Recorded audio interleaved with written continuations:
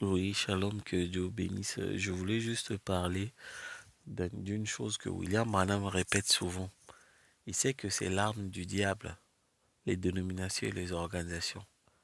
Mais sauf que vos pasteurs, ils n'ont jamais pris la peine de vous définir ce que c'est une organisation, ce que c'est une dénomination. C'est là où vous allez vous rendre compte que la chose que vous êtes en train de condamner, vous êtes pied-maître dedans. Vous êtes dans les organisations parce que vos pasteurs, ils ont fait un truc, ils sont allés vous inscrire auprès de l'État. Vous voyez, c'est en s'inscrivant auprès de l'État, c'est ça ce qu'on appelle inscrire le nom sur la liste. Voilà une organisation. Vos églises sont inscrites auprès des autorités. Vous avez des documents et vos églises ont un numéro. C'était des choses à éviter parce que le diable devait utiliser son pouvoir politique pour pouvoir séduire les églises. C'était de cette manière-là. Donc il fallait d'abord qu'il puisse avoir le pouvoir politique, ensuite inciter les églises à rentrer dans son système, l'image de la bête. Mais maintenant, William Branham va définir ce que c'est une organisation. Donc pourquoi nous ne sommes pas une dénomination? Paragraphe 16. Par contre, nous sommes une organisation. Nous sommes une organisation enregistrée comme telle auprès des autorités. Un groupe de gens qui forment une organisation réunie pour adorer Christ. Mais nous ne faisons pas partie d'une dénomination. Personne ne va dominer sur nous. Vous voyez, ce n'est pas une dénomination, c'est simplement une organisation, une association des croyants chrétiens. Pourquoi nous ne sommes pas... Mais sauf qu'aujourd'hui, vos églises sont en même temps des dénominations et des organisations. Pourquoi une organisation? Parce que vous avez des documents auprès de l'État. Voilà, point. Sauf que le diable devait utiliser ce filon-là pour vous avoir. Vous êtes une dénomination parce que c'est la bête qui vous commande. En s'inscrivant vos noms dans des registres de l'État, vous êtes en train de couronner la bête. Et c'est la bête qui vous dirige. C'est la bête qui vous donne les ordres et pour prier, qui vous demande des conditions de mettre les jets, des masques, ainsi de suite. En plus, vous avez mis un pasteur. Ça, c'était un roi, mais sauf que vous avez mis le diable sur le trône en s'inscrivant, en ayant des documents. Vous voyez? Mais c'est là maintenant, Matthieu 24, 24 viendra s'accomplir. Parce que le diable devait séduire les gens d'après la conférence à travers les églises. Vous voyez?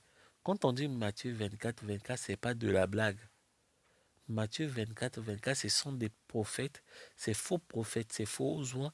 Ils vont prêcher quelque chose. Si vous ne faites pas attention, vous allez risquer de croire que c'est la vérité. On a failli tomber, heureusement, on est la parole. Vous voyez? Mais sauf qu'aux vérités, au temps de la fin, ce sont les sots. Mais William Branham, il dit, les sots ne tombent pas dans les organisations. William Branham, il dit ici.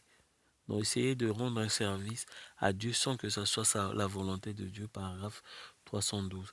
Il voulait le faire venir dans la cité de David. Au lieu de Jérusalem, il n'y avait pas un endroit préparé pour elle à l'époque. Et c'est pareil aujourd'hui. Ces glorieux mystères qui ont été dévoilés par les sept sceaux, il n'y a aucun endroit dans aucune dénomination. Il faudra cesser d'être une dénomination pour y accepter cela. Tout depuis Luther jusqu'aux unitaires pentecôtistes, il n'y a seul un d'eux qui puisse recevoir, pas plus qu'un homme ne peut recevoir cela et rester dans sa dénomination. Il faudra soit qu'il suive le blé, soit qu'il aille avec la balle comme il voudra. Vous devez les seaux pour avaler, pour que Dieu te donne le livre. Tu dois, pour avaler le livre, tu dois sortir d'abord des dénominations. Voilà pourquoi j'ai fait ce dessin. Christ, il frappe à la porte des églises, des dénominations, des morgues, vos tabernacles. Il te demande de sortir, de souper avec lui pour qu'il te donne le livre d'Apocalypse 10. Vous voyez? Mais sauf que, pourquoi le diable? Le diable, il devait utiliser cette arme-là. C'est comme dans le jardin d'Éden. Le diable, il a utilisé la femme Ève pour séduire Adam, qui est la parole, le type de la parole. Au temps de la fin, le diable va utiliser les églises pour vous séduire. Vous voyez, les églises, c'est la femme. Mais sauf que la séduction de Matthieu 24 vient là. Le diable, il connaît cette promesse-là. Il connaît Jean 17, verset 3. Or, la vie éternelle, c'est ceux qui te connaissent, toi le seul vrai Dieu, et celui que t'as envoyé, Jésus-Christ.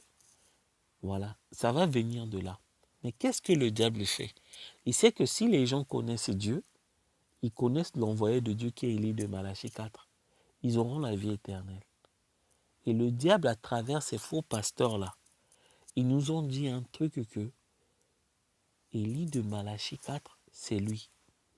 Mais ça sonne tellement vrai. On a failli tomber là-dessus. Parce que le diable, il sait que s'ils reconnaissent le messager loin que Dieu va envoyer au temps de la fin pour révéler les mystères, ils auront la vie éternelle. Mais qu'est-ce que le diable a fait? Il nous a fait croire que Élie de Malachie 4, c'était William Branham. Mais ça a l'air vrai. Quelqu'un qui est en train de parler des mystères, quelqu'un qui est avec la colonne de feu, en faisant des miracles que Jésus n'a jamais fait. Nous, on a pensé que c'est cet homme-là. Mais pas du tout. Le diable, c'est comme... Ça sonne vrai quand on dit qu'Élie de Malachie 4, c'est William Marion Branham. Toutes les églises, même les pentecôtistes, y croient. C'est comme les prophètes d'Akab. Quand Josépha, il a dit on consulte d'abord les prophètes avant d'aller au combat.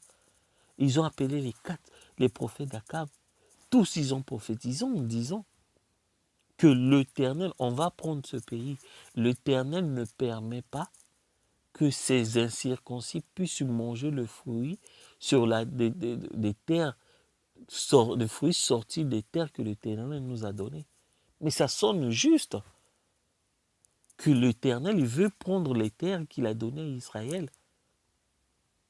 Il ne se permettra pas que les Syriens puissent manger les fruits qui sortent de ces terres. Mais ça sonnait juste. Mais comme Michée est venu, il a vu, ça sonne juste, il dit, donne-moi une journée. C'est comme Dieu nous a donné quelques années pour découvrir qu'Élie de Malachie 4, c'était nous. Élie de Malachie 4, c'est l'épouse, c'est pas William Branham. Parce que la vie éternelle, c'est ce verset, le 7e sceau. Mais regardez William Branham et l'Apocalypse 10. Quand William Branham descend, l'ange puissant descend, il a juste un arc-en-ciel. Or, l'arc-en-ciel ne forme pas l'éternité. Or, pour former l'éternité, ça doit former un cercle. Donc, il manquait un bout de l'arc qui était sur la terre. C'est-à-dire que le prophète de l'heure. Donc, vous devez reconnaître, pour être dans l'éternité, il faut avoir les deux bouts de l'arc-en-ciel. Donc, reconnaître l'ange puissant qui descend avec un bout et reconnaître le messager d'Apocalypse 17 qui est sur la terre avec l'autre bout de l'arc-en-ciel. C'est le contrat chinois. William Branham vient avec un bout de papier, et sauf que l'autre bout de papier est détenu par Élie de Malachie 4, qui est le messager d'Apocalypse 17. Donc il faut les deux bouts là puissent se rencontrer pour former un cercle d'éternité. C'est là où dans Apocalypse 10, verset 6, il dit, il jura par celui qui vit dans le siècle des siècles, qui créa le ciel et la terre qui y sont, la terre et les choses qui y sont, et la mer et les choses qui y sont, il n'y aura plus de temps. C'est-à-dire qu'il n'y aura plus de temps, c'est parce que dans Apocalypse 10, 3, il a mis, dans Apocalypse 10, 2, il a mis un pied sur la terre. S'il était resté au ciel, il devait avoir juste un arc-en-ciel. Pour qui a l'éternité, la vie éternelle, il devait d'abord mettre un pied sur la terre, sur la mer, Élie de Malachie 4, s'incarner dans Élie de Malachie 4 pour joindre les deux bouts. Donc, il n'y aura plus de temps, virgule. Au verset 6, mais. Donc, ça vient de mettre en contradiction ce que, au verset 6, il y a le mais là. Mais, quant au jour de la voix du 7e ange, quand il sonnera de la trompette, le mystère de Dieu s'accomplira comme il avait annoncé à ses serviteurs les prophètes. Et le mystère de Dieu, c'est de connaître qui est Dieu, le seul vrai Dieu, ainsi que son envoyé, qui est Élie de Malachie 4. Voici, je vous envoie. Élie de Malachie 4, c'est lui le Seigneur Jésus-Christ au temps de la fin, chez les nations. Mais sauf que le diable n'est venu avec ses mensonges, avec le vin qu'il a donné à ces pasteurs-là, que Élie de Malachie 4, c'est William Branham, Pas du tout. William Branham est l'ange puissant qui descend avec le livre ouvert. Parce qu'il a ouvert le livre. C'est lui qui a ouvert les sceaux. Mais sauf qu'il y a un messager sur la terre. C'est nous, Élie de Malachie 4. C'est ce que le diable ne voulait pas que nous voyions. Les pharisiens, ils connaissaient le Dieu du ciel. L'ange puissant, l'ange de l'alliance. Caïphe le voyait rentrer dans le temple. Mais ce que les pharisiens ont loupé, c'est de reconnaître le messager que Dieu avait envoyé, le Seigneur Jésus-Christ. Et au temps de la fin, c'est ça. Les gens vont louper le 7e sceau. Parce qu'ils connaissent William Branham. Qu'il est Dieu tout. Mais en ce qui concerne l'ange que le Seigneur a envoyé, Élie de Malachie 4, qui est à l'autre bout de l'arc-en-ciel pour former l'éternité, ils vont passer à côté comme les pharisiens. Vous voyez le mensonge de Matthieu 24, 24. Quand on vous dit que non, ça sera tellement proche de la vérité, capable de séduire les élus si c'était possible. Mais c'était Élie de Malachie 4. C'était Luc 17, 30. Pour avoir la vie éternelle, vous devez reconnaître le signe du Messie. Or, le signe du Messie vient avec le 7e messager. L'Apocalypse 16, 7. Et ce n'est pas William Branham. Le 7e messager, c'est nous, l'épouse qui avait avalé le livre, qui prophétise de nouveau. Quand on prophétise de nouveau, on devient le prophète de l'heure. Et Dieu nous a fait messager, les messagers de son message. On devient Élie de Malachie 4. Élie de Malachie 4, le prophète, il est constitué des membres. Chacun est l'œil, l'autre est la bouche, l'autre est les pieds. Et tout ça en forme un corps, le corps de Christ. Et voilà le prophète de l'heure. Vous voyez, ils nous ont fait croire que le 7e messager terrestre, c'était William Branham. William Branham n'est pas le 7e messager terrestre. Il est le 7e messager céleste qui descend avec le livre ouvert. Mais il y a quelqu'un en bas de l'Apocalypse 17, celui qui avale le livre, qui prophétise, qui révèle le mystère de Dieu. Raison pour laquelle Dieu lui dit à Jérémie qu'il va détruire tout ça. Élie de Malachie 4 va détruire tout ce monde-là, ce monde ecclésiastique, avec le feu qui sortira de sa bouche. Regardez ce que Dieu dit dans Jérémie 5, verset 14. C'est pourquoi ainsi parle l'Éternel, le Dieu des armées, parce que vous avez dit cela. Voici, je veux que ma parole dans ta bouche soit du feu, et ce peuple du bois, et que ce feu les consume. Amen. Élie de Malachie 4 va détruire, on va marcher sur leurs cendres. Avec la parole, le feu qui sort de la bouche. Or, le feu qui sort de la bouche, ce sont les mystères qui sortent de la bouche d'Élie de Malachie 4. C'est ça le feu. Les organisations, ce sont vos églises qui ont des documents. Sauf que le diable, il fallait qu'il séduise la femme, l'église, pour pouvoir atteindre les élus. Mais qu'est-ce qu'il fait? Il les a fait rentrer dans l'image de la bête en ayant des documents. C'est ça le détail que les pasteurs... Ils vont dire, mais au temps de William Branham, il y avait des documents. Ah bon? Mais sauf que William Branham, il est baptisé au nom du Seigneur Jésus-Christ. Pourquoi vous ne faites pas? Vous ne connaissez même pas la dispensation qui était William Marion Branham. Pourquoi vous ne faites pas tout comme William Branham faisait à Jefferson Vie? Parce que c'est une autre saison. C'est un autre jour. Vous voyez? Vous êtes dans les dénominations, les organisations. Ce sont vos églises qui ont des documents.